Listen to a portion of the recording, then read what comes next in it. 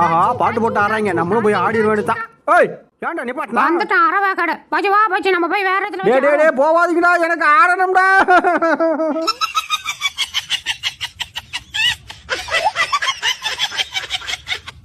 என்ன ரோட்டை போந்துக்கிட்டு ஒரு கார் வருது, வரட்டும் பார்த்துக்கலாம்.